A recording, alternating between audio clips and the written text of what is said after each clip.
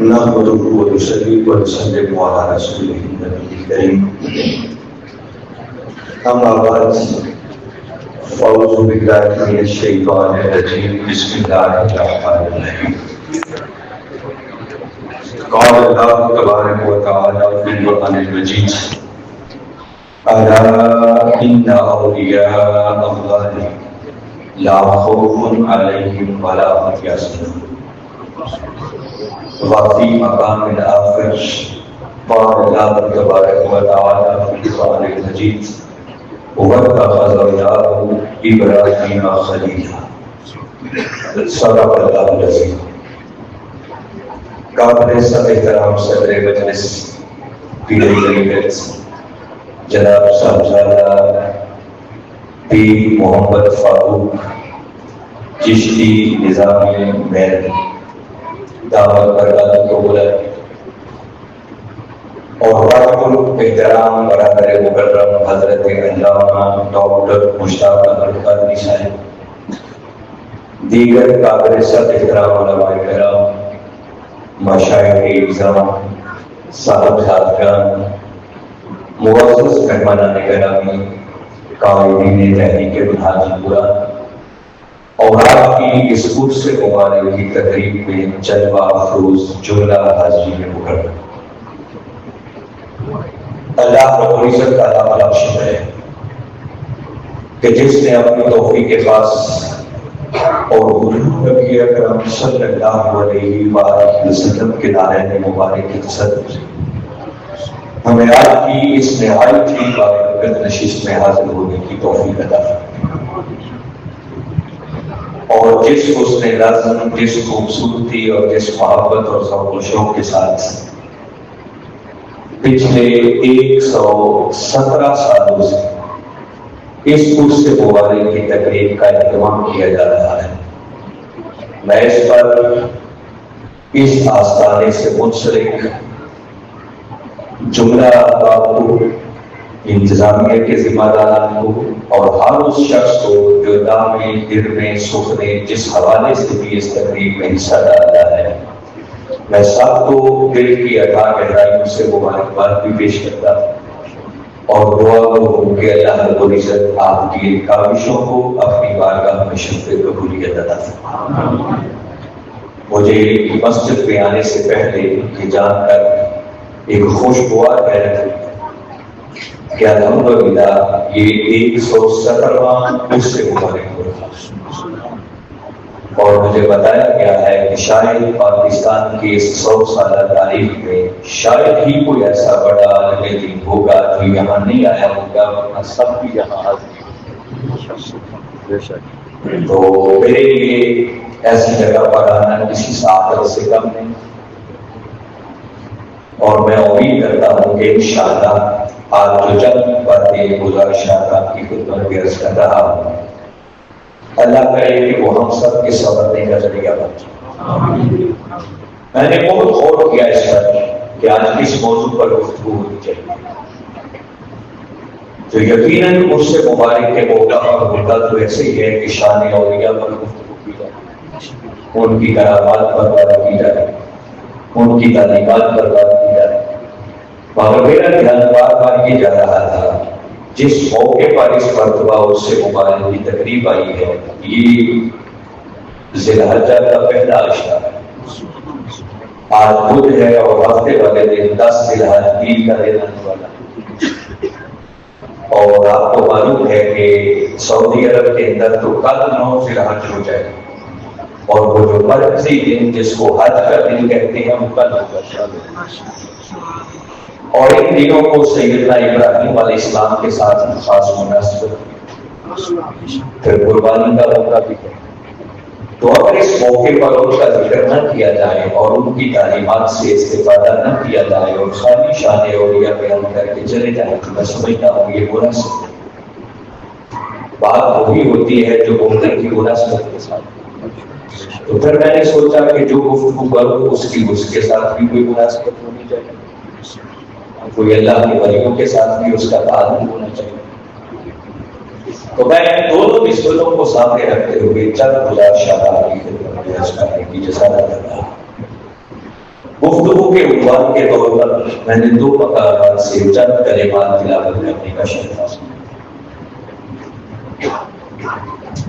پہلا مقام جو میں نے تلاوت کیا معروف کلمات ہیں، آپ اکثر سنتے رہتے ہیں کہ اللہ رب العزت نے ارشاد فرمایا الا ان اولیاء اللہ لا خوف علیہم ولا هم یحزنون. فرمایا آگاہ ہو جاؤ، اس بات کو اپنے من کی گہرائیوں میں اتارو. یہ قرآن کے کلمات کا ترجمہ کرتا ہے. یہ جو ہے نا پہلا کلمہ اعلیٰ، یہ ہمیں متوجہ کیا جا رہا ہے، جھنجھوڑا جا رہا ہے، غفلت سے بیدار کیا جا رہا ہے، اور متوجہ کر کے بیدار کر کے جس حقیقت کا اعلان کیا فرمایا ان اولیاء اللہ، کہ بے شک جو اللہ کے ولی بنتا ہے، جن کو اللہ اپنی دوستی کے لیے چن لیتا ہے، جن کو اپنا ولی بنا لیتا ہے، فرمایا ان کی شان یہ ہوتی ہے کہ لا خوف علیہم ولا هم یحزنون. ایسے خوش نصیبوں کو پھر دنیا اور آخرت میں ہر خوف اور غم سے آزاد کر کے نہ انہیں اپنی ذات کے حوالے سے کوئی خوف رہتا ہے اور نہ اپنے ساتھ منسلک ہونے والے احباب کی حوالے سے کسی قسم کا خوف ہوتا ہے. ان کو دنیا میں بھی اور آخرت میں بھی ہر قسم کے خوف اور غم سے آزاد کرے. اور جو بندہ دنیا اور آخرت میں ہر خوف اور غم سے آزاد ہو گیا، سمجھو کامیابی اس کا مقدم. مگر یہ شان کن کو میسر آتی ہے؟ جن کو اللہ اپنا دوست بنا دیتا ہے، اپنی دوستی کے لیے چن لیتا ہے، اپنا ولی بنا دیتا ہے. اور یہ آج اس بات کو سمجھنے کی کوشش کرتے ہیں کہ اللہ اپنا ولی کسے بنا دیتا ہے، وہ اپنی دوستی کے لیے کسے منتخب کرتا ہے. ایک بات یاد رکھیں، نبوت کا دروازہ اب قیامت تک کے لیے بند ہے، کوئی نبی اور نہیں آ سکتا. اللہ رب العزت نے ختم نبوت کا آغاز اپنے محبوب مکرم صلی اللہ علیہ وآلہ وسلم کی جبین پر سجا کیا. فرمایا میرے محبوب کے بعد اب کوئی نبی نہیں آ سکتا، مگر ولایت کا دروازہ یہ قیامت تک کھلا ہے. کچھ وہ ہیں جن کو اللہ چن لیتا ہے، اور کچھ وہ ہیں جو دروازہ کھلا ہے. میں بتا رہا ہوں کہ کوئی شخص بھی محنت کرے، توجہ کرے، ایفرٹ کرے، کوشش کرے، اور اللہ رب العزت نے اپنی دوستی کے لیے جو پیمانہ اور معیار مقرر کر رکھا ہے، جو شخص بھی اس معیار پر پورا کر جائے گا، اللہ اسے بھی اپنی دوستی کے لیے. یہ دروازہ کسی کے لیے کوئی بند نہیں ہے، یہ آپ کے لیے، میرے لیے، ہر انسان کے لیے یہ دروازہ ہے. مگر آئیے آج اس بات کو سمجھنے کی کوشش کرتے ہیں کہ وہ پیمانہ کیا ہے، وہ معیار کیا ہے کہ جس معیار پر اگر کوئی پورا اتر جائے تو وہ اللہ کا دوست بن جائے. اس پیمانے کو سمجھانے کے لیے میں نے دوسرے کلمات تلاوت کیے ہیں جن کا تعلق سیدنا ابراہیم علیہ السلام کی ذات ہے. اللہ رب العزت نے انسانیت کی ہدایت کے لیے کم و بیش 1.25 کے لگ بھگ انبیاء کرام علیہ السلام کو، اور ہر نبی کی سیرت ہمارے لیے قابل تقلید ہے. جس کے نقش قدم پر بھی آپ چلیں گے اللہ آپ کو کامیابیوں سے ہم بنا دیں. مگر قرآن پاک میں 2 ہستیاں ایسی ہیں کہ جن کی زندگی کو، جن کی سیرت کو اللہ رب العزت نے نام لے کر باقاعدہ ہمارے لیے اسوہ حسنہ اور ماڈل کرا دیا.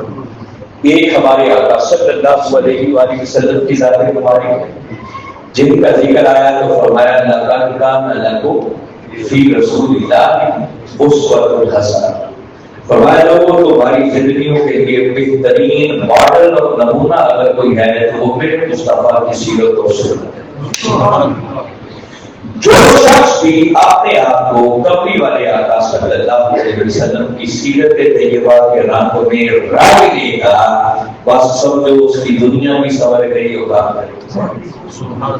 اور ان کے بعد اگر کسی ہستی کا نام دے کر باری تعالیٰ نے ان کی سیرت کو ہمارے لیے ایک رول ماڈل قرار دیا ہے تو وہ سیدنا ابراہیم علیہ السلام کی ذات ہے، جن کے لیے باری تعالیٰ نے قرآن پاک میں فرمایا کان لکم اسوۃ حسنۃ فی ابراہیم، فرمایا تھا کہ ابراہیم علیہ السلام کی زندگی بھی تمہارے لیے بہترین ماڈل اور نمونہ،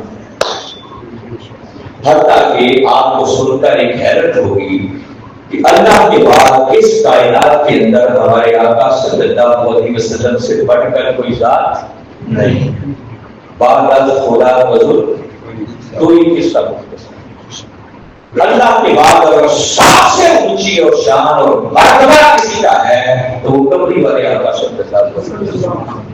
اور آپ کو یہ سن کر حیرت ہوگی کہ قرآن پاک کے اندر باری تعالیٰ نے اپنے محبوب مقدم صلی اللہ علیہ وآلہ وسلم کو بھی سیدنا ابراہیم علیہ السلام کی اتباع کرنے کا حکم دیا، انتبع ملت ابراہیم حنیفا، فرمایا کہ محبوب مقدم صلی اللہ علیہ وسلم آپ بھی سیدنا ابراہیم علیہ السلام کے دین حنیف کی پیروی کریں، ان کی اتباع کریں۔ تو یہاں سے اندازہ کریں کہ سیدنا ابراہیم علیہ السلام کا مقام و مرتبہ کیا ہے۔ اب یہ جو میں آپ کو پیمانہ اور معیار سمجھانا چاہ رہا ہوں کہ وہ کون سا معیار ہے، کون سا پیمانہ ہے، کون سا دستور ہے، کون سا اصول ہے کہ جس کے مطابق اللہ کسی بندے کو اپنی دوستی کے لیے چن لیتا ہے، یہ معیار ہم سیدنا ابراہیم علیہ السلام کی نسبت سے آج قرآن کی روشنی میں سمجھتے ہیں۔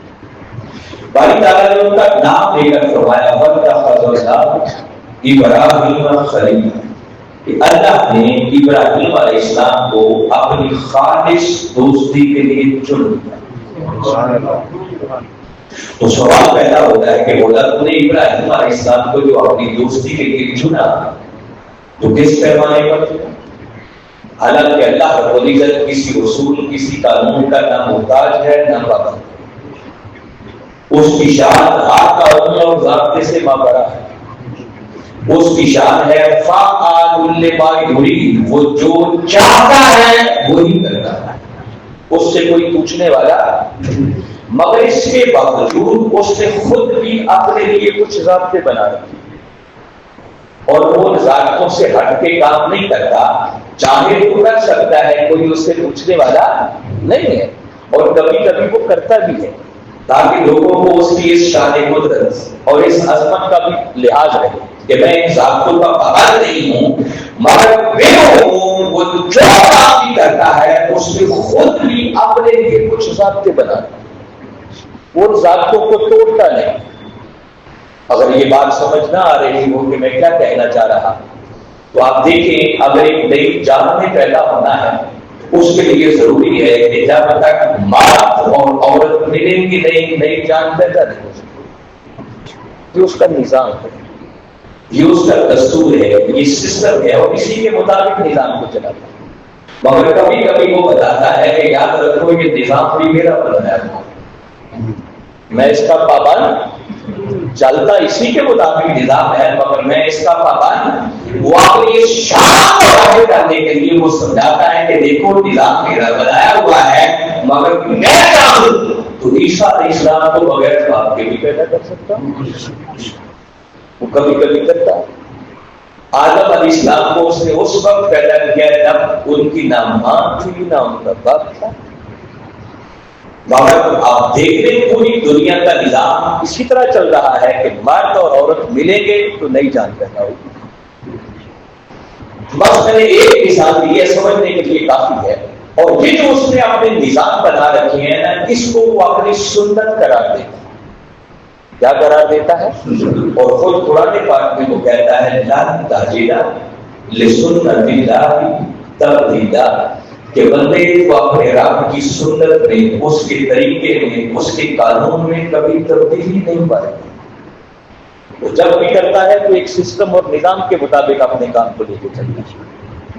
میں نے مثال ایک دی ہے، باقی آپ بیٹھے ہوئے اپنے ذہن کو دوہرائیں، جس طرف نظر دوہرائیں گے نا ہر چیز کے اندر اس کا کوئی نہ کوئی دستور، کوئی نہ کوئی نظام کار فرما نظر آئے، اس نظام کے مطابق کام کریں۔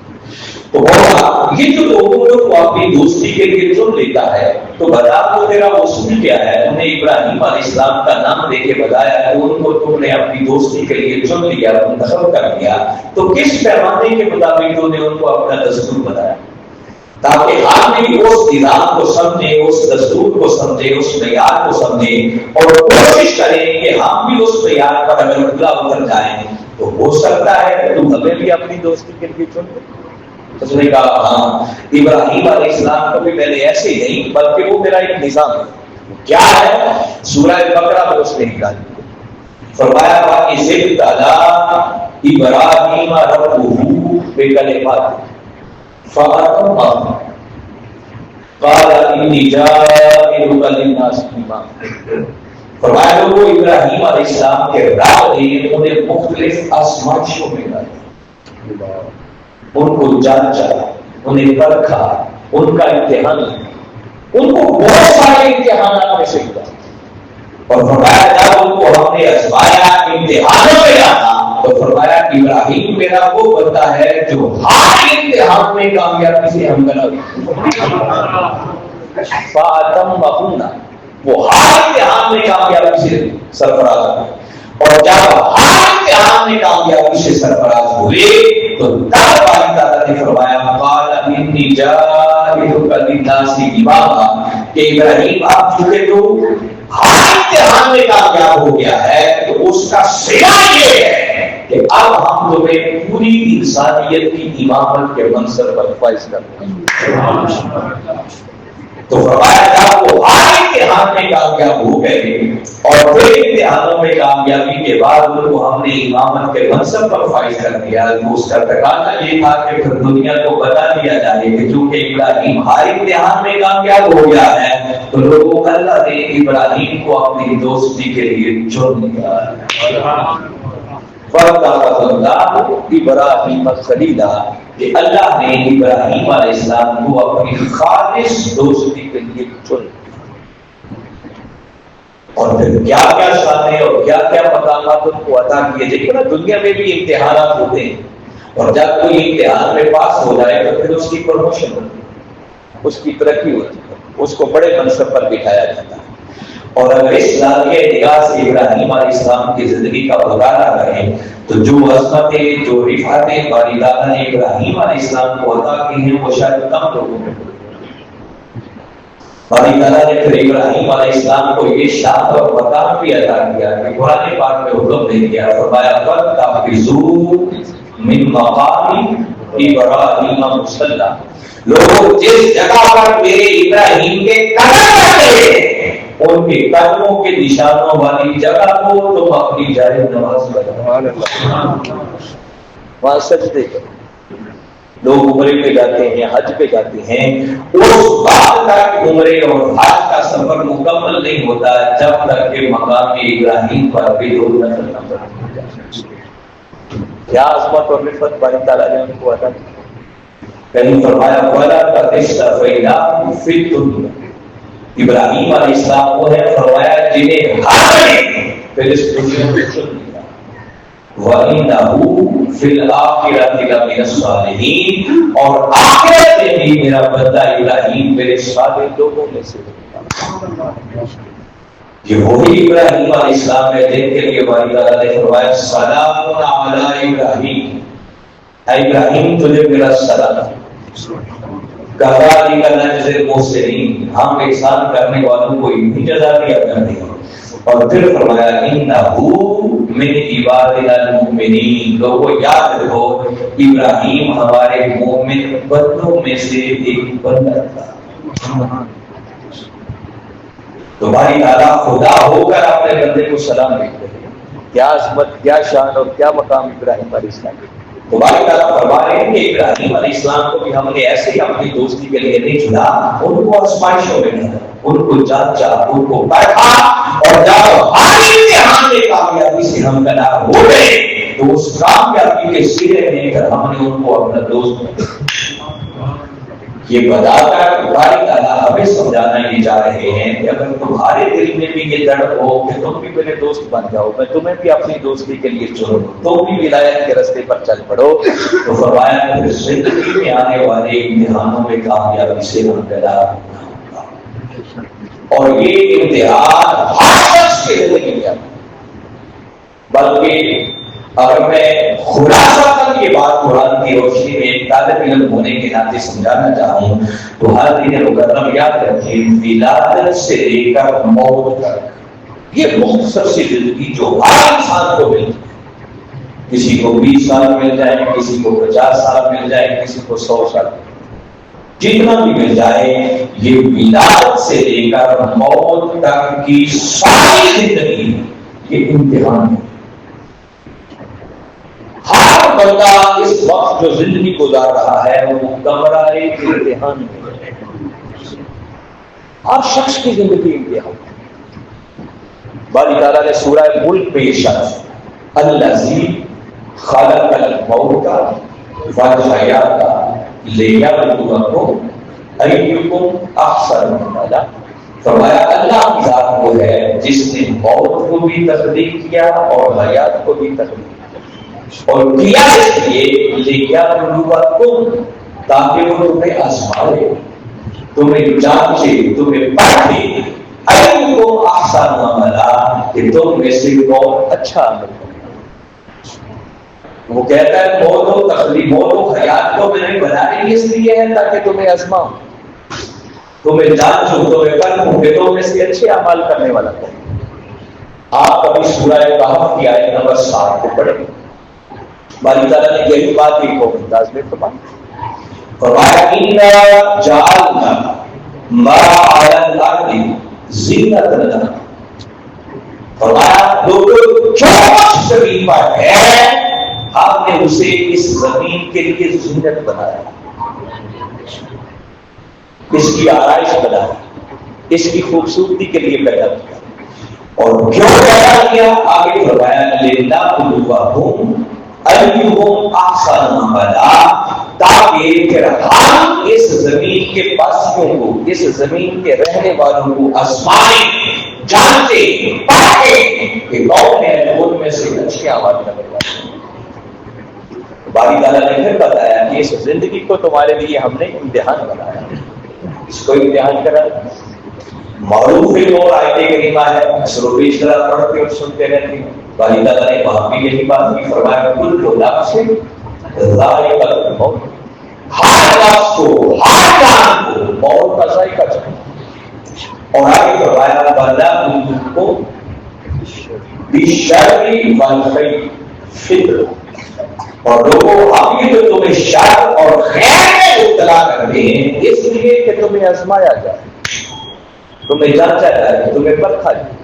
تو یہ ساری کی ساری زندگی جو ایک انسان کو ولادت سے لے کر موت تک ملتی ہے، یہ زندگی ہر شخص کے لیے امتحان ہے، اور جو زندگی کے امتحان میں پاس ہو گیا اس کو کامیابی کی سند اور ڈگری ملتی ہے، اور جس کو یہ کامیابی کی سند اور ڈگری مل جائے اللہ اسے اپنی دوستی کے لیے چن لیتا ہے۔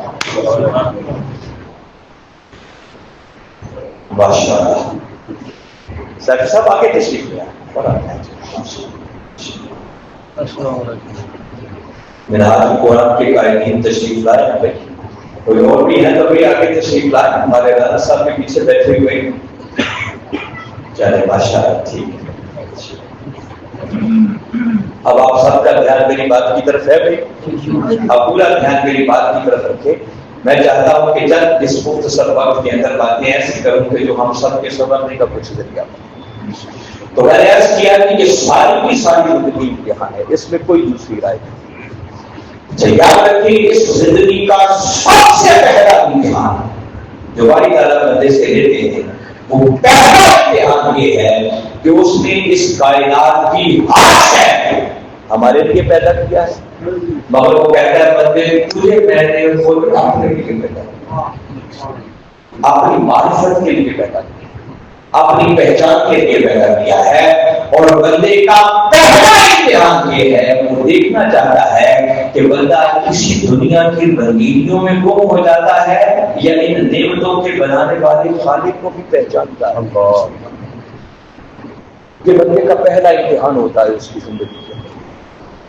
مثلاً آپ دیکھیں جیسے میں نے ابھی سورہ کہف کی آیت پڑھی، تمہاری تعالیٰ نے فرمایا اِنَّا جَعَلْنَا مَا عَلَى الْأَرْضِ زِینَةً، فرمایا بے شک ہم نے جو کچھ اس زمین پر ہے اس زمین کے لیے اسے زینت بنایا ہے۔ یوں سمجھیں کہ یہ ہماری امتحان گاہ ہے،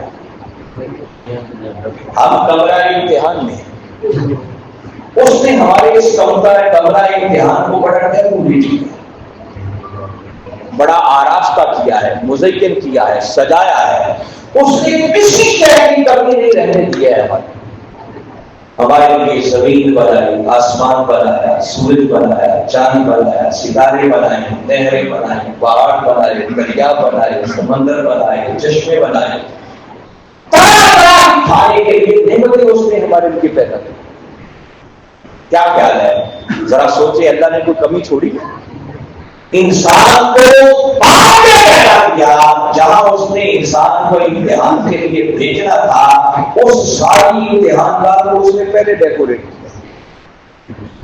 یہ زمین بھی ہمارے آنے سے پہلے اس نے بنایا، آسمان بھی بنائی، جتنی نعمتوں کا میں نے نام دیا یہ ساری نعمتیں پہلے بنی اور اللہ کے حضرت انسان کو بعد میں بھیجا گیا، اور یہ سارا کچھ بنا کر وہ پھر کہتا ہے کہ بندے دیکھ میں نے سب کچھ بنا دیا ہے تیرے لیے، ہر شے میں نے تیرے لیے پیدا کی، اگر پھر بھی کبھی تمہیں کسی چیز کی حاجت محسوس ہو، کمی فیل کرے تو میں دور نہیں ہوں، بس مجھے آواز دینا، ایک بار ہاتھ اٹھا کے میری بارگاہ میں عرض کرنا، دیکھ کے بھی اس حاجت کو بھی پورا کر دیا جائے۔ اس کی کرم نوازیاں دیکھیں بندے پر کیا کیا، دیکھیں نا کوئی آپ کا بڑا گہرا دوست ہو، آپ ایسے مہمان اس کے پاس چلے جائیں، وہ آپ کے پہنچنے سے پہلے آپ کی رہائش کا ہر آسائش کا انتظام کرتا ہے، اچھے کمرے کا انتخاب کرتا ہے، وہاں بیڈ ہوگا، لائٹ کا انتظام ہوگا، پنکھا ہوگا، گرمی ہے تو اے سی کا انتظام ہوگا، سردی ہے تو ہیٹر کا انتظام ہوگا، اچھا کھانے کا انتظام کرے گا، سب کچھ کرے گا، اور سارا کچھ کر کے وہ کہتا ہے کہ دیکھیے میں نے اپنی بساط کے مطابق جو کر سکتا تھا کر دیا، اگر کسی چیز کی پھر بھی تمہیں حاجت فیل ہو تو میں دور نہیں ہوں، ساتھ والے کمرے میں، بس مجھے آواز دے لینا، ایک کال کر لینا، پھر خدمت میں حاضر ہو جاؤں گا، اس کمی کو بھی پورا کرنا۔ اللہ نے کبھی پہلے بھی کوئی نہیں چھوڑی، وہ کہتا ہے فرمایا بندے میں نے اتنی نعمتیں تیرے لیے بنائی ہے کہ اگر تو گننا چاہے تو تو گن بھی نہیں سکتا،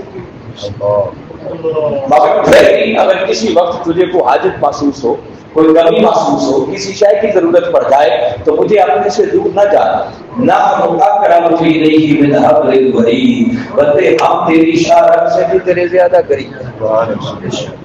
اپنے محبوب سے فرمایا اذا سألک عبادی انی فانی قریب، محبوب میرا بندہ جب بھی تو سے یہی عزت پوچھے کہ مولا کہاں ہے تو فرمایا بس محبوب ان کو جواب دے دینا فانی قریب، لوگوں اللہ کو دور نہیں ہے، اللہ کو بڑا ہی قریب ہے۔ فرمایا بندے مجھے اپنے سے دور نہ پانا، اگر کبھی کوئی حاجت محسوس ہو تو بس آنکھیں بند کر کے میری بارگاہ میں ہاتھ اٹھا کر مجھے آواز دینا کہ اس حاجت کو بھی پورا کر دوں گا۔ تو کمی اس نے کوئی نہیں چھوڑی، اور سارا کچھ دیکھا ہے، پھر بندے کو وہ آتا ہے کہ دیکھو بندہ انہی نعمتوں میں اور انہی رنگینیوں میں گم ہو کے رہ جاتا ہے، جس خالق نے سب کچھ دیا ہے وہ خالق کو بھی پہچانتا ہے۔ یہ بندے کا پہلا امتحان ہے جو میں بتانا چاہتا ہوں۔ اہل علم لوگ بیٹھے ہیں، اس نے انسان کی تخلیق کا مقصد ہی یہ رکھا۔ سورہ ساریات کو کبھی پڑھی؟ یہ معروف آیت کریمہ ہے، آج اس کے اندر وہ خاص معنی آپ کو متوجہ کر رہا ہے۔ فرمایا وَمَا خَلَقْتُ الْجِنَّ وَالْإِنسَ إِلَّا لِيَعْبُدُونِ، فرمایا میں نے جنوں اور انسانوں کو صرف اور صرف اپنی عبادت کے لیے پیدا کیا۔ کس لیے پیدا کیا ہے؟ بولو زور سے بھائی، لیعبدون، اس کا مفسرین نے جو معنی کیا ہے لیعبدون کا ای لیعرفون، باری تعالیٰ فرما رہے ہیں کہ میں نے جنوں اور انسانوں کو صرف اور صرف اپنی معرفت کے لیے، اپنی پہچان کے لیے پیدا کیا ہے کہ کائنات کی ہر نعمت جس انسان کو بتائی گئی ہے، آپ کو انسان اس دیکھنے والے خدا کو بھی پہچانتا ہو یا نہیں پہچانتا؟ یہ بندے کی زندگی کا پہلا امتحان ہے یار، اور بدقسمتی ہے کہ ہم اسی امتحان میں فیل ہو گئے اور ہم طرح طرح کے اس کے شریک بنے۔ یہ جو میں نے آیت کریمہ کی تفسیر ترجمہ کیا ہے ایلی یعرفون، ہر مفسر نے یہ لکھا ہے، اس کا کوئی انکار نہیں کر سکتا۔ اور ایک حدیث قدسی میں بھی باری تعالیٰ نے یہی کلمات فرمائے، آقا صلی اللہ علیہ وآلہ وسلم نے فرمایا کہ اللہ نے بھی فرمایا کنت کنزا مخفیا فاحببت ان اعرف فخلقت الخلق، باری تعالیٰ کہہ رہے ہیں لوگوں میں ایک چھپا ہوا خزانہ تھا، مجھے کوئی جاننے والا نہ تھا، کوئی پہچاننے والا نہ تھا، کیا ہوا؟ فاحببت ان اعرف، فرمایا بس مجھے اس بات سے محبت ہو گئی کہ کوئی مجھے پہچاننے والا بھی ہوا، کوئی تو جسے میں دیکھا کروں وہ مجھے دیکھا کرے، جسے میں کرتا رہوں وہ مجھے کرتا ہے، مجھے پہچاننے والے بھی ہو۔ تو فرمایا فخلقت الخلق، بس میں نے اس خلق کو تخلیق کر دیا۔ اللہ نے ہمیں اپنی معرفت کے لیے، اپنی پہچاننے کے لیے پیدا کیا کہ بندے کو یہ معرفت اور یہ پہچان ملے کہ مجھے پیدا کس نے کیا ہے، ان نعمتوں کا بنانے والا کون ہے، مجھے سربراہ کس کی بارگاہ میں ہونا۔ مگر ہم اپنے احوال کا جائزہ دیں تو بطور انسان دیکھیں، جس انسان کو اس نے اشرف المخلوقات بنایا، جس کے لیے ہر بہار نعمتیں پیدا کی، وہ انسان اپنے ہاتھوں سے بنائے ہوئے خود کو اس کا شریک بنا دیتا۔ آپ دیکھیں نا، کوئی سورج کی پوجا کرتا ہے، کوئی چاند کی پوجا کرتا ہے، کوئی ستاروں کی پوجا کرتا ہے، کوئی گائے کو خدا بنا کے بیٹھا ہوا ہے، کوئی آپ کی پوجا کر رہا ہے، وہ ہاتھوں کے بنائے ہوئے بتوں کو اپنا خدا بنا کے ان کے سامنے سرمسجود ہو رہا ہے۔ آپ کہیں گے الحمدللہ اللہ نے ہمیں ان چیزوں سے بچا لیا، جتنا شکر ادا کرنے کام ہے، مگر ہمارا حال بھی مختلف ہوئی، ہم نے اپنی خواہش نفس کو اپنا معبود بنا دیا۔ باری تعالیٰ نے قرآن میں کہا آئی تھا من اتخذ الہہ ہوا، معبود کہ آپ نے اس شخص کو نہیں دیکھا جس نے اپنی خواہش نفس کو اپنا معبود بنا رکھا۔ تو ہمارا حال بھی کوئی ڈفرینٹ تو نہیں ہے نا، ہم نے اپنی خواہشوں کو اپنا معبود بنا دیا، اسے خدا کو دیا، اس کے احکامات کو پس پوچھ کر۔ تو بندے کا پہلا امتحان یہ ہے کہ وہ دونوں کو پہچانتا ہے یا نہیں پہچانتا۔ جس نے پہچان لیا سمجھو وہ کامیابی کے سفر پہ روانہ ہو گیا، اور اس بات کو سیکھنا ہو کہ ابراہیم علیہ السلام کو اس نے دوست کیسے بنایا۔ ابراہیم پہلے اس امتحان میں کامیابی سے ہم بنا دیں، قربان جائے ابراہیم علیہ السلام کی اس کامیابی کا ذرا جشن تصور دلائیں۔ ابراہیم علیہ السلام نے جس گھر میں، جس معاشرے میں، جس ماحول میں آنکھ کھولی، وہ صرف بتوں کی پوجا کرنے والے نہیں تھے بلکہ بت بنا کے بیچنے والے تھے۔ آپ کے والد کرام ایک خدا کے ماننے والے تھے، وہ آپ کی ولادت سے بھی قبل پردہ کرتے تھے۔ آپ نے اپنے چچا کے گھر میں آنکھ کھولی، آزر جن کا نام ہے، اور وہ بت پرست ہی نہیں تھے، بت فروش تھے، بت بنا بنا کے بیچا کرتے تھے۔ اس ماحول میں آپ نے آنکھ کھولی، اور قربان جائے ابراہیم علیہ السلام کی شعور پر، آپ کی معرفت پر کہ اس ماحول میں رہ کر بھی آپ نے کسی معبود کے سامنے سر نہیں جھکایا، ہمیشہ ان کا انکار کیا۔ ہم تو کتنے خوش نصیب ہیں، ذرا اندازہ کریں، ہم پیدا ہوتے ہیں تو پیدا ہوتے ہی اللہ اکبر کی صدائیں ہمارے کانوں میں گونجتی ہیں، ایک کان میں اذان ہوتی ہے, دوسرے میں اقامت کہی جاتی ہے. ہمیں ماحول کتنا اچھا ملتا ہے, اس کے باوجود ہم اپنے فحش نفس کو معبود بنا رہے ہیں. اور قربان جائیں ابراہیم علیہ السلام کی شعور پر, ان کی سمجھ پر, ان کی معرفت پر, کہ جس گھر میں, جس ماحول میں آپ ہوئی ہر طرف پوروں کی پوجا ہونے والی ہو رہی ہے, اور انہوں نے سب سے پہلے جہاں سے اتر کا آغاز کیا اپنے گھر والوں سے, مارے تھے گرامی سے, جو چچا تھے جن کا نام قرآن میں آ جا رہا ہے. اور وہ قرآن پاک میں بڑی تفصیل کے ساتھ سارے مضامین آتے ہیں. آپ نے ان کو کہا دیکھو کن کے سامنے سر جھکاتے ہیں, وہ ان کو سنتے نہیں ہیں, جو بولتے نہیں ہیں, جو کھاتے نہیں ہیں, جو اپنے اوپر بیٹھی ہوئی مکھی کو نہیں اڑا سکتے, ان کے سامنے سر مضبوط ہوتے ہیں. آج ہم کہتے ہیں ان لوگوں کا کیا قصور ہے جن کو اسلام کی دعوت ہی نہیں پہنچی, کفر کے ماحول میں آپ ہوئی. تو میری نظروں سے جب ابراہیم علیہ السلام کے لیے قرآن کی یہ آیتیں گزری تو میں نے سوچا مجھے بتائیں ابراہیم علیہ السلام کو کس نے جا کر دعوت دی ہوگی ایک خدا کی. اللہ نے ایک خدا کو ماننا یہ ہر شخص کی فطرت میں رکھا ہے. ہر طرف اس کی توحید پر نشانی ہی نشانی, کائنات کی ہر شے اس کے ایک ہونے پر دلالت کر رہی ہے. اگر انسان اپنی آنکھیں بند کر دیے تو اس میں مولا کا تو کوئی قصور نہیں. میں بتا رہا ہوں کہ مجھے بتائیں ابراہیم علیہ السلام کو کس نے سمجھایا تھا کہ خدا ایک ہے. ان کے اندر کی وہ فطرت, اندر کا انسان بول رہا تھا کہ یہ جھوٹے بوجھے کو یہ خدا کیسے ہو سکے. ان کا انکار ہے, گھر میں چکر ہے, پھر اس کے بعد معاشرے سے چکر ہے. ان کو مخاطب کر کے یہی کہا, سمجھانے کی پوری کوشش کی. اور جب آپ کے چچا آپ کو خود دیکھنے کے لیے بھیجتے جو آپ کی طبیعت کے منافی ہوتا تو آپ کیا کرتے, اس کو کان سے پکڑتے, کبھی گلیوں میں گھسیٹتے, کبھی کسی گندے ٹوئے میں اس کو گوتے دیتے, اور بازار میں جا کر کہتے لوگوں یہ تمہارا کچھ نہیں بگاڑ سکتا, نہ تمہیں کوئی نفع دے سکتا ہے نہ نقصان دے سکتا ہے, سوچ سمجھ کے کرنا, یہ خدا نہیں ہے. اور پھر آپ لوگوں کو یہاں تک کہہ دیا کہ میں نے تمہارے جھوٹے خدا کا کچھ نہ کچھ ضرور کیا. پھر میں تفصیل میں نہیں جاتا. جب وہ ایک خاص اپنے تہوار پر میلے پر گئے تو آپ ان کے بت خانے میں داخل ہو گئے, ان کا دیا پانچا کر کے رکھ دیا, کسی کا کان کاٹ دیا, کسی کی آنکھیں نکال دی, کسی کے بازو توڑ دیے, کسی کی ٹانگیں کاٹ دی, اور جو بڑا تھا اس کے گندے کا توڑا ڈالا. پلٹ کے جب وہ لوگ آئے انہوں نے دیکھا کہ ہمارے جھوٹے معبودوں کا تو دیگر پانچا کیا گیا. ایک دوسرے سے پوچھنے لگے کس نے کیا ہے. سارے کہنے لگے کہ وہ ایک جوان ابراہیم ہے, وہ ایسی باتیں کیا کرتا تھا کہ اس نے نہ کیا. ابراہیم علیہ السلام کو لایا, پوچھا ابراہیم کیا تم نے کیا؟ فرمایا مجھ سے کیا پوچھتے ہو, کسی بڑے سے پوچھو جس کے کندھے پر کلاڑا. کہنے لگے ابراہیم تو جانتا ہے یہ تو بول نہیں سکتے. آپ نے فرمایا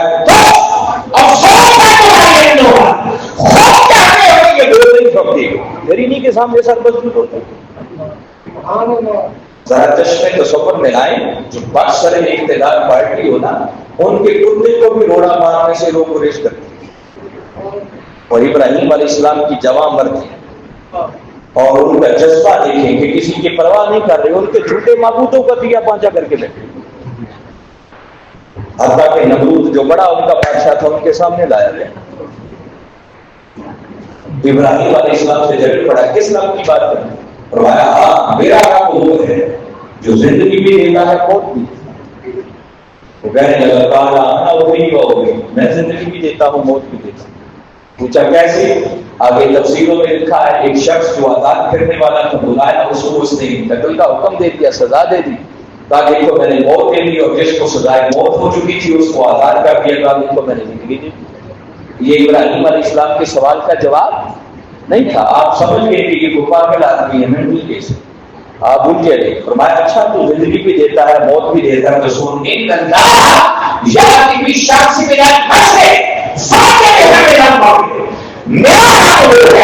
جو سورج کو مشرق سے نکالتا ہے. اگر تو خدا ہونے کا دعویٰ کرتا ہے تو ذرا مغرب سے نکال. ذرا چشمے تصور میں آنکھیں بند کر کے سوچیں, جہاں اس مسجد کے پرسکون ماحول میں ممبر پر بیٹھ کے بات کرنا بڑا آسان ہے, اور واقعی ظاہر اور جاہل اس کے جھوٹے خدا کا دیا پانچا کر کے رکھ دینا یہ ہر بندے کے بس کی بات. ہمارے تو دنیا کے چھوٹے چھوٹے لوگوں کے سامنے جائیں تو ٹانگیں کانپتی ہیں.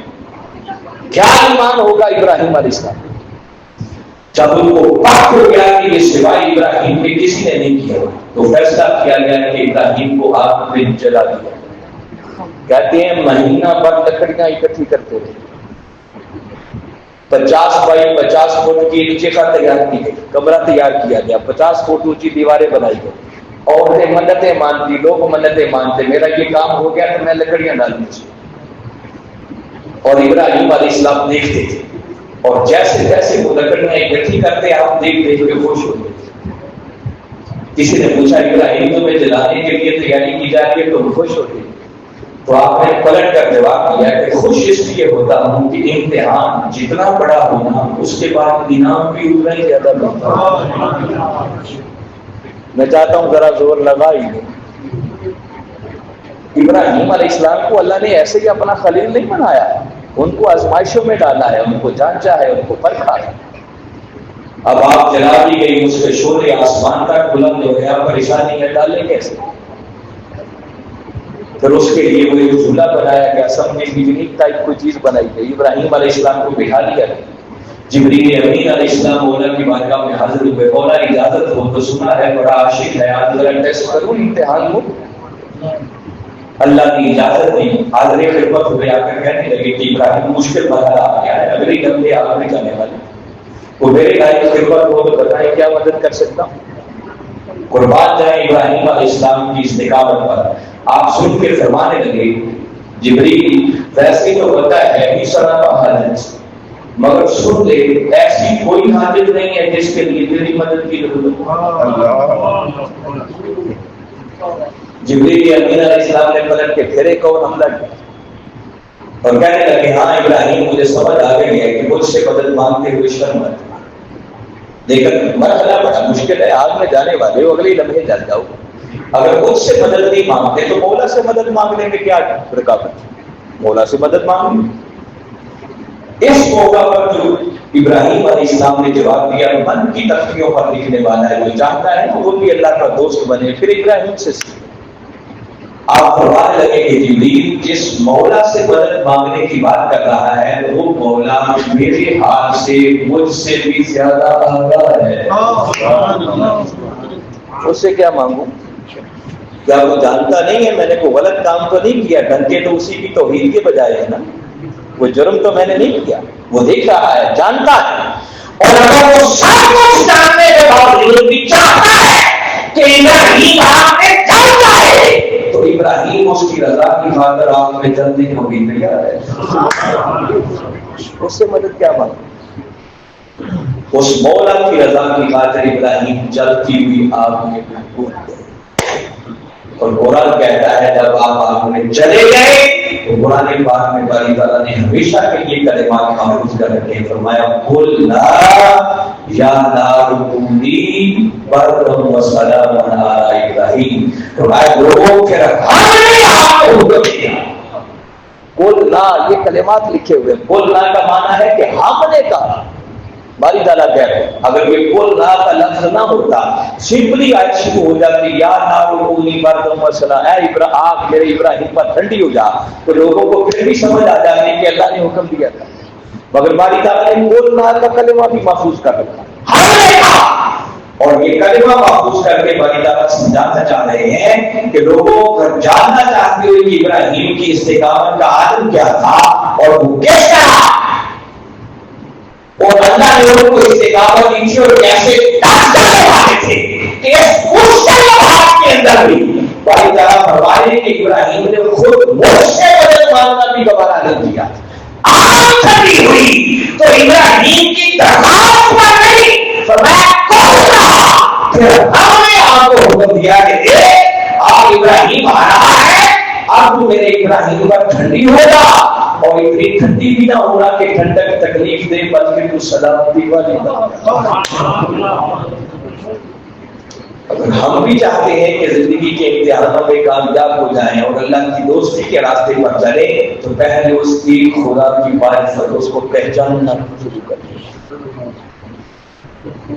توحید کیا ہے؟ آپ نے سنا ہوگا کہتے ہیں توحید تو یہ ہے کہ خدا عرش میں کہتے یہ بندہ دعا آدم سے غفار میرے،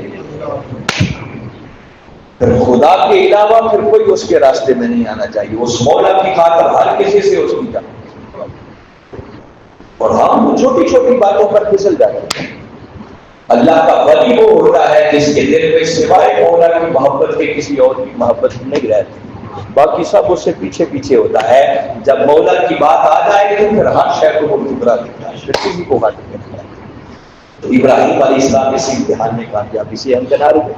اگر میں نے یوں ایک ایک کر کے بات کی نا تو بات لمبی ہو جائے گی، میں شارٹ کرتا ہوں اور آپ کو خلاصہ پوری زندگی کا دیتا ہوں۔ میں نے بتایا کہ پوری زندگی امتحان، اور سارے امتحانات کو اگر سمیٹا جائے تو یوں سمجھیں اس مولا کے امتحان لینے کے دو بڑے طریقے، اور سارے امتحانات کا نچوڑ بتاتا ہے۔ کبھی کبھی وہ بندے کو نعمت دے کر آزماتا ہے اور کبھی کبھی بندے سے نعمت واپس لے کر آزماتا ہے۔ ہر لمحے ہر شخص کو یا کچھ مل رہا ہے یا کچھ چھن رہا ہے، کسی کو عزت دے کے آزما رہا ہے، کسی کو ذلیل کر کے آزما رہا ہے، کسی کو مال و دولت دے کے آزما رہا ہے، کسی سے مال و دولت چھین کے آزما رہا ہے، کسی کو اولاد دے کر آزما رہا ہے، کسی سے اولاد واپس لے کر آزما رہا ہے، کسی کو رشتہ دار مہیا کر رہا ہے، کسی کے رشتہ دار واپس لے رہا ہے۔ تو دو ہی صورتیں بنتی ہیں، اور اللہ نے قرآن پاک میں دونوں باتوں کا ذکر، جیسے میں نے ایک آیت پڑھی سورہ ملک کی، فرمایا الذی خلق الموت والحیات لِیَبْلُوَکُمْ أَیُّکُمْ أَحْسَنُ عَمَلًا۔ اللہ وہ ہے جس نے موت کو بھی پیدا کیا اور حیات کو بھی پیدا کیا۔ تو مفسرین نے لکھا ہے کہ یہاں موت اشارہ ہے کسی نعمت کے چھن جانے کی طرف، اور حیات یہ اشارہ ہے کسی نعمت کے مل جانے کی طرف۔ تو باری تعالیٰ نے دونوں کا ذکر کر کے بتایا کہ لوگوں میں کبھی کبھی نعمتیں چھین کر آزماتا ہوں اور کبھی کبھی نعمتیں دے کر آزماتا ہوں۔ ابھی میں نے ایک اور آیت پڑھی تھی، اس میں صراحت کے ساتھ باری تعالیٰ نے کہا کل نفس ذائقۃ الموت، اور آگے فرمایا وَنَبْلُوکُم بِالشَّرِّ وَالْخَيْرِ فِتْنَۃً، اور فرمایا ہم شر یعنی برائی اور خیر بھلائی میں تمہیں اس لیے مبتلا کرتے ہیں تاکہ تمہیں آزمایا جائے۔ کیا مطلب؟ یہ جو خیر اور شر دو کا ذکر کیا، فرمایا کبھی کبھی نعمتیں دے کر آزماتے ہیں اور کبھی نعمتیں چھین کر آزماتے ہیں۔ اس کے دو میجر طریقے ہیں بندے کو آزمانے۔ اگر اس کو ان ڈیٹیل سمجھنا چاہیں تو ایک ایک مثال آپ کو اور دے دیتا ہوں تاکہ تفصیلاً بھی بات سمجھ آ جائے کہ خالی میں نہیں کہہ رہا یہ قرآن ہے۔ آپ کبھی سورہ نمل کو پڑھیں، نعمتیں دے کر کیسے آزماتا ہے، عرس کی بات ہے، 7 ولیوں کی شان بھی آ جائے گی۔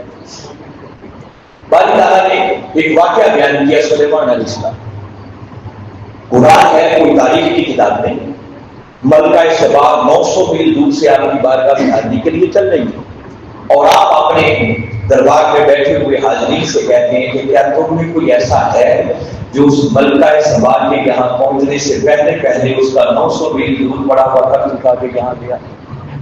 آپ کے حاضرین میں جن بھی ہوتے تھے، انسان بھی ہوتے تھے۔ ایک جن کھڑا ہوا ہے، قال عفریت من الجن انا آتیک بہ قبل ان تقوم من مقامک، کھڑا ہو کر عرض کرنے لگا کہ اللہ کے نبی اجازت ہو تو آپ کی نشست ختم ہونے سے پہلے پہلے 900 میل دور پڑا ہوا تھا اٹھا کے یہاں۔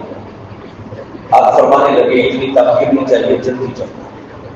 اور بعض مفسرین نے لکھا ہے کہ جب آپ نے یہ بات کی ہے تو اس وقت صرف 100 میٹر کے فاصلے پر ملکہ سبا رہ گئی تھی، پہنچ چکی تھی جب آپ نے یہ کہا کہ چاہتا ہوں اس کے آنے سے پہلے ہوگا۔ اس نے کہا نشست ختم ہونے سے، آپ نے فرمایا اتنی تاخیر نہیں، اس کے آنے سے پہلے چاہیے۔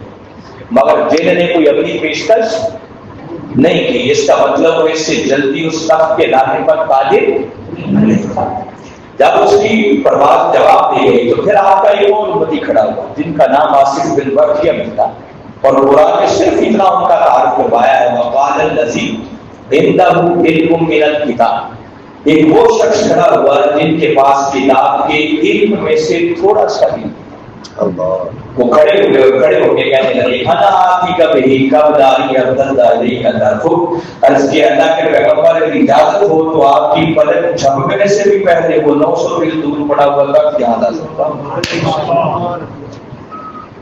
یہ نہیں کہا کہ آنکھ بند کریں اور کھولے تو تخت ہوگا. کہہ رہے ہیں کہ اے اللہ کے نبی ابھی آپ آنکھ بند بھی نہیں کرنے پائیں گے، تخت یہاں موجود ہوگا.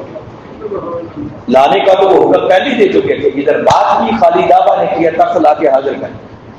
اور قرآن پہ آتا ہے فلما رآہ مستقرا عنده، جیسے ہی تخت کو اپنی نظروں کے سامنے موجود پایا تو بے ساختہ بول اٹھے قال ھذا من فضل ربی، یہ سارے کا سارا میرے رب کا فضل ہے.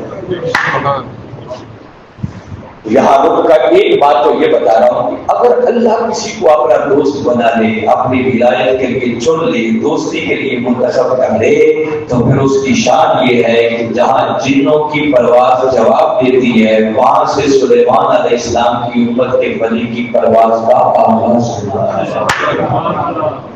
تو اگر سلیمان علیہ السلام کی امت کے بنی کی پرواز کا یہ عالم تو کمری والے آقا کی امت کے بنیوں کی شان کا عالم کیا ہوگا؟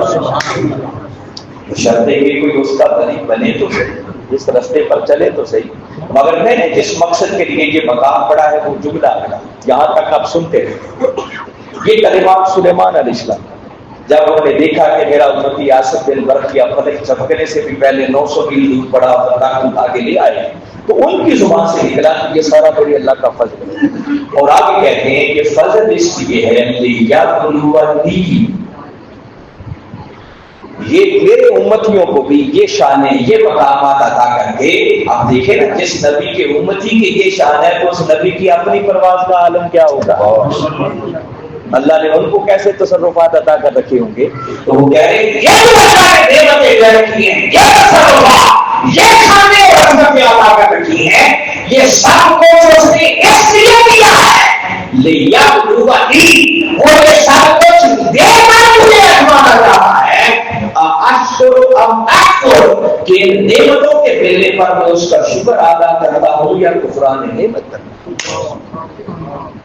میں بتا رہا ہوں کہ کبھی وہ نعمتیں دے کر آزماتا ہے، جیسے یہاں وہ بتا رہے ہیں کہ اس لیے نعمتیں دی ہیں وہ آزمانا چاہتا ہے، اور کبھی کبھی وہ نعمتیں چھین کے آزماتا ہے. اس کا ذکر قرآن پاک میں سورہ بقرہ کو پڑھی آیت نمبر 155 فرمایا والا نبلونکم، تاکیدات ہے، لا کی تاکید کے لیے، نون سکینہ کی تاکید کے لیے زور دے کے کہا. فرمایا ہم ضرور کے ضرور تمہیں آزمائیں گے، جانچیں گے، پڑھیں. فرمایا کہ ہو نہیں سکتا کہ تم ایمان کا دعویٰ بھی کرو اور ہم تمہیں آزمائیں گے، ہم جانچیں گے. کیسے؟ بشیء من الخوف، کبھی خوف کے ذریعے آزمائیں گے، والجوع، کبھی بھوک کے ذریعے آزمائیں گے، ونقص من الاموال، کبھی تمہارے مالوں کا نقصان کر کے تمہیں آزمایا جائے، والانفس، کبھی تمہاری جانوں کا نقصان کر کے تمہیں آزمایا جائے، والثمرات، کبھی تمہارے ثمرات کا نقصان کر کے آزمایا جائے. تو یہاں کتنی چیزوں کا ذکر ہوا، ان کا تعلق نعمتوں کے چھیننے سے. کبھی مال کا نقصان، کبھی جان کا نقصان، کبھی کھانے کے لیے بھی کچھ نہیں ہوا، کبھی ہر طرف ایسا کہ یارو مددگار کے خوف ہی خوف کے بادل چھائے، کبھی سہارا کا نقصان کریں. تو یوں نعمتیں چھین چھین کر بھی آزماتا ہے کہ دیکھو جب سب کچھ سے رہا ہو تو بتائیں اس حال میں بھی میری رضا پر راضی رہتا ہے یا نہیں کہتا ہے. اور کبھی نعمتیں دے کر آزماتا ہے کہ جب نعمتیں مل رہی ہوں تو بندہ کہیں فرعون تو نہیں بن جاتا، اس کی گردن میں سریا تو نہیں آ جاتا، خدا کو بھول تو نہیں جاتا. جب نعمتیں مل رہی ہوں تو وہ دیکھنا چاہتا ہے کہ نعمتوں کے ملنے پر بھی شکر گزار بندہ بنتا ہے یا نہیں بنتا. تو ساری زندگی امتحان ہے، اور سارے امتحانات کا خلاصہ بتا رہا ہوں کہ کبھی وہ دے کر آزماتا ہے اور کبھی واپس دے کر آزماتا ہے. اب کامیابی کس کی؟ سن لے، کامیاب وہ ہے جیسے میں نے ابھی اشارتاً ذکر بھی کر دیا، کامیابی امتحان میں اس بندے کو ملتی ہے کہ کوئی نعمت ملے تو وہ اتنا ہی چھوٹا چلا جائے، شکر گزار بندہ بنے، فرعون نہ بنے، اس کی گردن میں سریا نہ آ جائے، اکڑ نہ جائے، خدا کو بھول نہ جائے، اپنی اوقات ہی رہے. نعمتوں پر شکر ادا کیا تو سمجھو وہ کامیاب ہو گیا ہوا. اور جب کوئی بندہ نعمتوں پر شکر ادا کر کے امتحانات میں امتحان میں کامیاب ہوتا ہے تو اللہ اپنے کرم کے وسیع دروازے کھول دیتا، کیونکہ پاس ہو گیا نا. اور باری تعالیٰ نے یہ بات بھی قرآن پاک میں لکھی، فرمایا لئن شکرتم لَأَزِيدَنَّكُمْ وَلَئِن كَفَرْتُمْ إِنَّ عَذَابِي لَشَدِيدٌ۔ فرمایا اگر میری نعمتوں پر شکر ادا کرو گے تو یاد رکھو میں نعمتوں کے دروازے مزید کھول دوں گا، اور اگر نعمتوں کے ملنے پر اکڑ جاؤ گے، فرعون بن جاؤ گے، کفران نعمت کرو گے، تو فرمایا إِنَّ عَذَابِي لَشَدِيدٌ، فرمایا یاد رکھو میرا عذاب بڑا شدید ہے، پھر میری گرفت سے تم بچ نہیں سکتے۔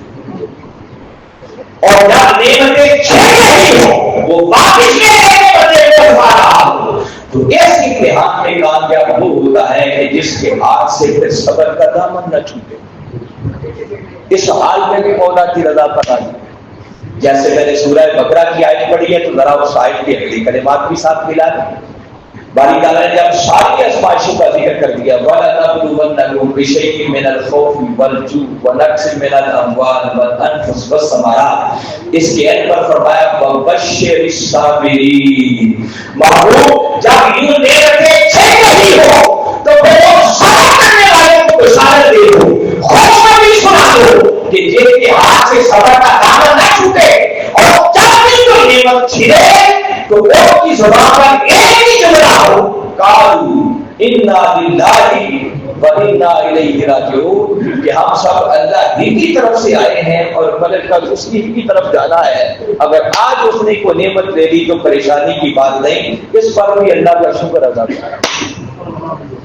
اور آگے اس نے کہا کہ جو اس طرح میرا صابر بندہ بن جاتا ہے، ایسے حال میں پریشان نہیں ہوتا، صبر کا دامن نہیں چھوڑتا، ان کے لیے حسن کے انداز میں اعلان کیا اولئک علیہم صلوات یہ کرتے ہیں فرمایا کہ ایسے حالات میں بھی صبر کا دامن نہ چھوڑے، تو یہی وہ لوگ ہیں جن پر میں اپنی رحمت اور کرم کے دروازے کھول دیتا ہوں، یہی ہدایت پانے والے لوگ۔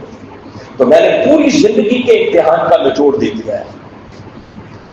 ہر وقت کانشیس رہے، اس بات پر دھیان رہے اس لمحے میرے ساتھ نعمت دے کے آزمایا جا رہا ہے یا نعمت لے کے آزمایا جا رہا ہے۔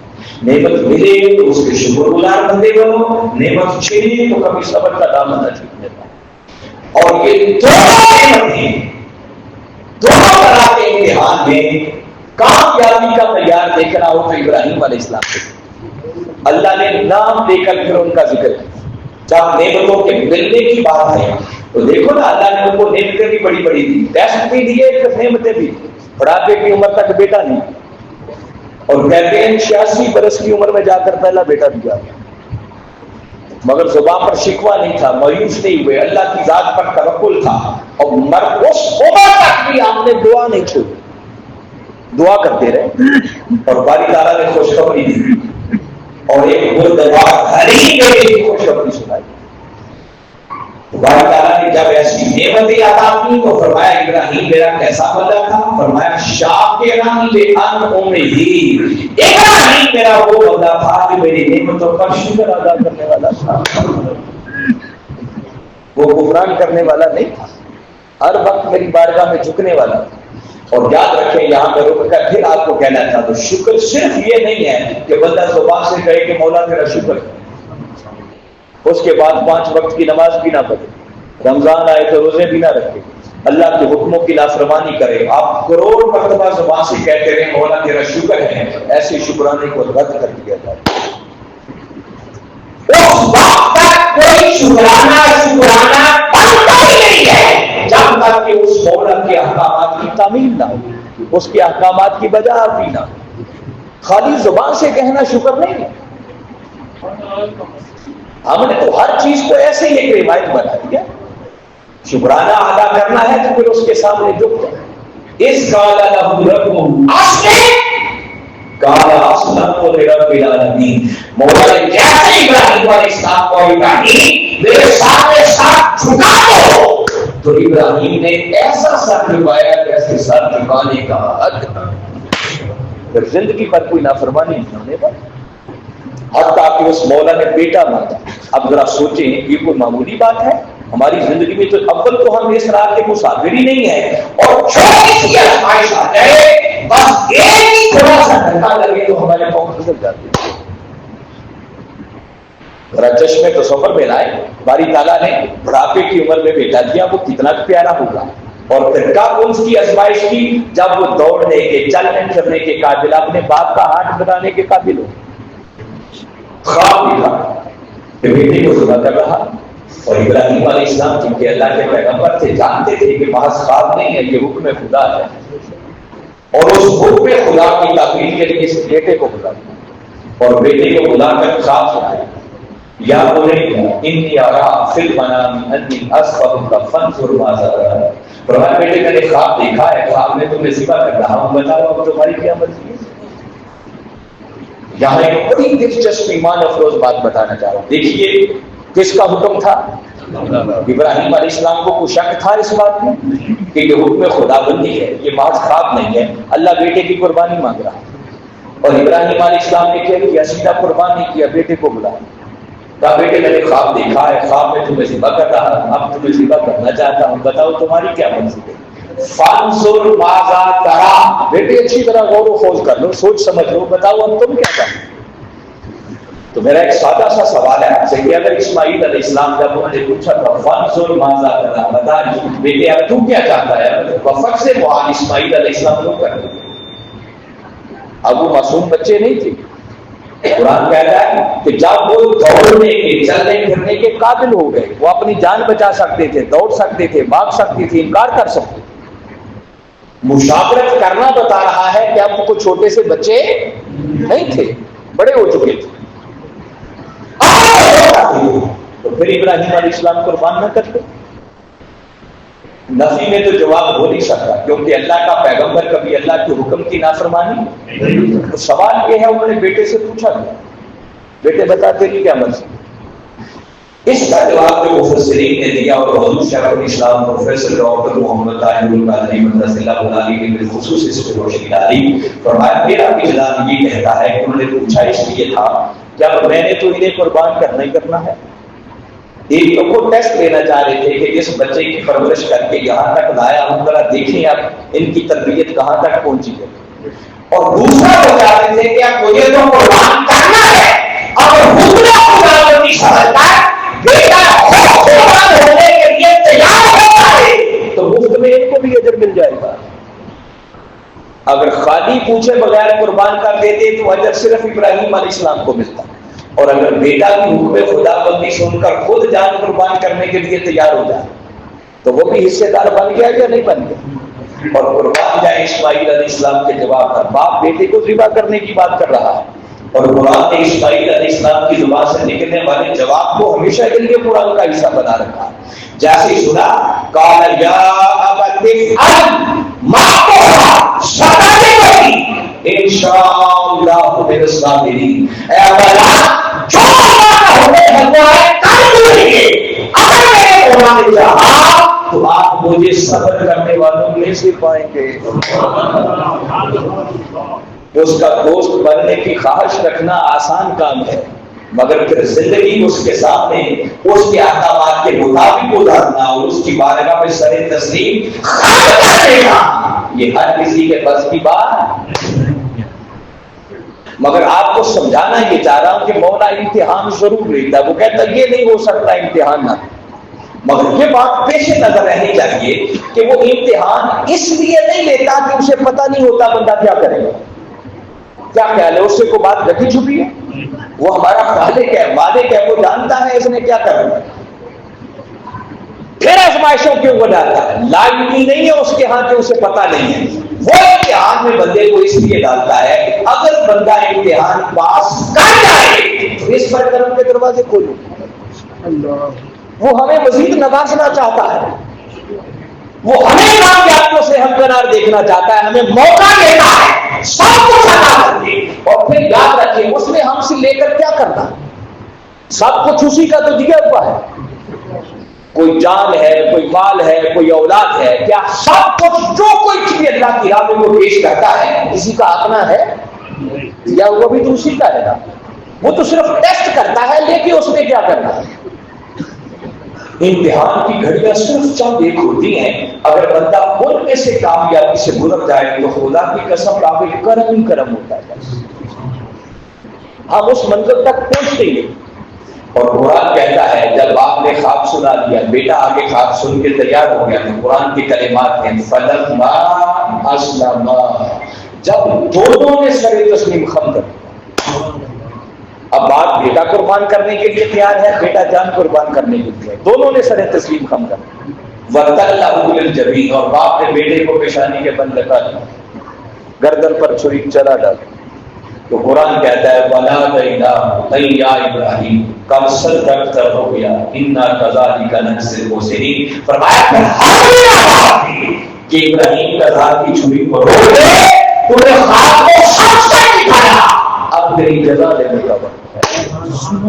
پھر اللہ نے اسماعیل علیہ السلام کو بتا دیا، جنت سے بھیجا ہوگا تو اس کو ذبح کروا دیا۔ دیکھو نا، ادھر آگ میں چھلانگ لگائی تو اللہ نے بچایا یا نہیں بچایا، اور ادھر بیٹا مانگا، جب گردن پہ چھری چلا دی تو اللہ نے بچا لیا یا نہیں بچا لیا؟ اس نے لے کے کرنا کیا ہے، وہ تو صرف ٹیسٹ کرتا ہے۔ اور میں بتا رہا ہوں امتحان کے لمحے چند ایک ہوتے ہیں، اگر اس میں سے بندہ استقامت سے گزر رہا ہے تو پھر آگے کرم ہی کرم۔ زندگی سے زندگی کو سمجھو، اس مولا پر توکل کرنا، بھروسہ کرنا سیکھو، وہ جو زندگی ایسی بنا لو پھر وہ کچھ ملے گا کہ جو عمل کے جتنے بوڑے بھی دروازے تمہاری عقلوں میں بھی آنے والا ہے۔ اور آگے قرآن کہتا ہے کہ اس نے کیا کیا کرم نواز کیا کہ پھر سلام بھیجا، سلام علی ابراہیم۔ اس مقام پر آگے چل کر والی نے اے ابراہیم تجھے سلام ہے،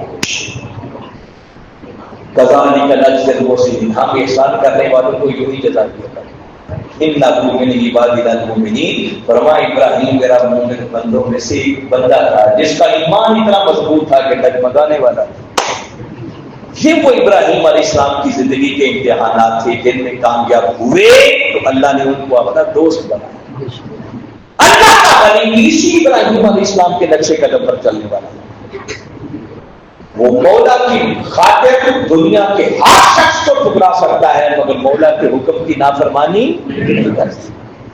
جہاں نافرمانی دیکھو، آج ایسے بھی نام نہاد ولی بنے بیٹھے ہیں جن کا دور دور تک بھی ولایت سے کوئی تعلق نہیں، 5 وقت کی نماز کی توفیق نہیں ہوتی، زلفیں بڑی بڑی، حال برا بنایا ہوا ہے، بزور سے یا علی کہا، اور اس کے بعد جھنگ اور چرس، بھنگ اور چرس اور کیا کیا کچھ استعمال کرتے ہیں نماز کی۔ ان کو تو کہتے ہیں ہماری نماز ایسی کہ مدینے نہیں ہوتی۔ آدمی دیکھو تو سمجھ جاؤ اس کا دور دور تک بھی ولایت سے تعلق تو دور کی بات ہے، اس سے بڑا شیطان ہوتا ہے جو آقا کی لائی ہوئی شریعت کی پابندی نہیں کرتا، اللہ اور اس کے احکامات کی تعمیل نہیں کرتا، وہ ہوا میں بھی اٹھ کر دکھائے تو ولی نہیں، وہ شیطان ہے۔ سب سے پہلے اللہ کے احکامات کی بجا، اس کے رسول کے احکامات کی بجا، اس کے سامنے سر تسلیم خم کرنا، اس کے ساتھ کسی دوسرے کو شریک نہ ٹھہرانا، یہ جو ہم قربانی کرتے ہیں جو ابراہیم علیہ السلام کی سنت۔ صحابہ کرام نے پوچھا ہے آقا یہ قربانیاں کیا ہیں؟ فرمایا یہ تمہارے باپ ابراہیم علیہ السلام کی سنت ہے۔ ابراہیم تو وہ ہیں جنہوں نے بیٹا دینے سے بھی گریز نہیں کیا، اور ہم وہ ہیں جو ایک بکرا، لیلا، دمبا کو 7واں حصہ دینے کے لیے بھی بہانے ڈھونڈتے ہیں، دیں یا نہ دیں۔ ان دنوں میں مسئلے پوچھنے والوں کی لائنیں لگ جاتی، گھر میں 10 بندے صاحب استطاعت ہوتے ہیں جو قربانی کر سکتے ہیں، ایک بندہ کرتا ہے کہتا سب کی طرف سے ہو۔ گھر میں 10 بندے کی استطاعت والے ہیں جو جب تک ہر شخص قربانی نہیں کرے گا اس کی ذمہ گناہ ہوگا، اس سے پوچھا جائے گا، اس پر واجب ہے قربانی کرنا، ہر صاحب استطاعت سے۔ اور جو استطاعت رکھتا ہے میرے آقا نے فرمایا کہ ہر وہ شخص جو استطاعت رکھے اور استطاعت رکھنے کے باوجود قربانی نہ کرے تو فرمایا خبردار اسے ہماری عیدگاہ کے قریب آنے کی کوئی حاجت نہیں ہے۔ 10 ذی الحج کی دن اللہ کی نگاہ میں سب سے پسندیدہ عمل اگر کوئی ہے تو وہ اس کی راہ میں جانور کا خون بہانا ہے، اور وہ ان پروسیس سے ہمیں اس لیے گزارتا ہے کہ آج چھوٹی چھوٹی قربانیاں بندہ دے تو کل بڑی قربانی دینے کی بھی ضرورت آئے تو اس سے بھی دریغ نہ کرے، اپنی ہر خواہش کو قربان کر دو اس مولا کے اللہ سے۔ اللہ کا ولی وہ ہوتا ہے جو اپنے آپ کو مار دیتا ہے، اس کی اپنی کوئی خواہش نہیں ہوتی۔ وہ خود کو مولا کی رضا کی خاطر اپنے آپ کو ختم کرتا ہے. جب اپنی رضا کو اس کی رضا میں فنا کر دیتا ہے تو پھر مولا ایسے شخص کو اپنا دوست بناتا ہے اور پھر اللہ وہ شان اور مقام ادا کرتا ہے کہ بندے کے دل میں خواہش پیدا ہوتی ہے، اللہ اس بندے کی خواہش کو پورا کرتا ہے. تو جو ابراہیم علیہ السلام کے نقشے قدم پر چلتے ہوئے یوں زندگی کے امتحانات میں کامیابی سے ہمکنار ہوتے ہیں، اللہ ان کو اپنی دوستی کے لیے چنتا ہے اور جن کو وہ دوست بنا لیتا ہے وہ اس کے ولی کہلاتے ہیں. اور ولیوں کی شان یہ ہے پھر اللہ انہیں دنیا اور آخرت میں ہر قسم کے خوف اور غم سے آزاد کر دیتا ہے. پھر نہ انہیں اپنی ذات کے حوالے سے خوف رہتا ہے، نہ اپنے ساتھ جڑنے والوں کے حوالے سے غم رہتا ہے. پھر اللہ ہر ڈر اور خوف سے اور ہر خوف اور غم سے ان کو بری کرتا ہے. تو آئے صرف اس کو بعض تقریب نہ سمجھیں بلکہ اپنی زندگی کے امتحان میں ہم بھی کامیاب ہونا سیکھیں. 5 وقت کی نماز کو اپنا معمول بنائیں، سر جھکے تو صرف مولا کی بارگاہ میں. اللہ کے جو دیکھیں نا 5 تو میجر چیزیں، عقیدے کے بعد 4 کرنے والے بڑے عمل ہیں، نماز، پھر زکات، پھر روزہ اور پھر حج. 5 وقت کی نماز ہے وہ تو ابھی ٹیسٹ ہو جائے گا. دیکھو نا مغرب آنے والی ہے تو پتہ چل جائے گا کتنے لوگوں کا سر اللہ کی بارگاہ میں جھکتا ہے. اس نماز کو زندگی کا معمول بنا. اللہ نے مال دیا ہے تو زندگی میں کبھی زکات دینے سے مت کترانا. میں نے بتایا وہ لے کر اس نے کیا کرنا ہے، وہ کہتا ہے بندے دے، جب دے گا تو 700 گنا تو اس نے نام دے کے بتایا اور پھر کہتا ہے چاہوں تو بے حد و حساب بھی ادا کر دیتا ہوں. میری راہ میں کہتا دے کر تو دیکھو. ہم نادان ہیں جو سمجھتے ہیں دیے تو کم ہو جائے. نہیں، دو، جو وہ کہے کرو، اس میں تمہارا فائدہ ہے، ہمارا فائدہ ہے، ہمارا بدل ہے. رمضان آئے تو روزے رکھو، اللہ نے توفیق دی ہے تو بیت اللہ کا حج کرو، اس سے گھبراؤ نہیں. کرو گے تو اللہ اس قسم کے کتنے کرم کے دروازے بڑوں کا ادب کرو، چھوٹوں سے پیار کرو، اپنے معاملات کو، اپنے اخلاق کو سنبھالیں. بس یہ تبدیلیاں لاؤ زندگی کے امتحان میں، آنکھیں کھول کر اس زندگی کو گزارو. دیکھو نا بندہ کمرہ امتحان میں بیٹھ کے سستی کا شکار ہو، غفلت کا شکار ہو، پیپر پر توجہ نہ، سوالوں کے جواب صحیح نہ لکھے تو اس کا نتیجہ سوائے ناکامی کی اور کچھ نہیں. اور میں نے بتایا موت سے پہلے ہم کمرہ امتحان میں آنکھیں کھول کے لیے اس امتحان میں کامیاب ہونے کی کوشش کرو. جو یہاں غافل ہو گیا پھر سوائے ناکامی کے اور اس کا کچھ مقدم نہیں ہو سکتا. جیسے ہی موت کی گھنٹی بجے گی یہ پیپر حل کرنے کا وقت ختم ہو جائے. اور قرآن کہتا ہے جیسے ہی موت آئے گی پھر بہت سے ہوں گے جو کہیں گے مولا تھوڑی سی مہلت دے دے تاکہ ہم بھی صدقہ کر لیں، خیرات کر لیں، ہم بھی تیرے نیک اور صالح بندوں جیسے بن جائیں. مگر پھر کسی کو موقع اس زندگی کو آنکھیں کھول کر بسر کرنا سیکھو. زندگی کے امتحانوں میں کامیابی کے لیے ایفرٹ کرو، کوشش کرو. جو کوشش کرتا ہے اللہ اس کے لیے کامیابی کے دروازے کو کھول دیتا ہے. میں انہی کلمات پر اتفاق کرتے ہوئے اللہ کی بارگاہ میں دعا کروں کہ جو کچھ میں نے کہا والی تعالیٰ سمجھ کر ایمان لاتے ہوئے عمل کرنے کی توفیق عطا فرمائے. منتظرین کو مبارکباد پیش کرتا ہوں، اللہ آپ کی کاوشوں کو قبول فرمائے، اس آستانے کو سلامت رکھے تاکہ لوگ آتے رہیں اور یہاں سے فیض بات ہو.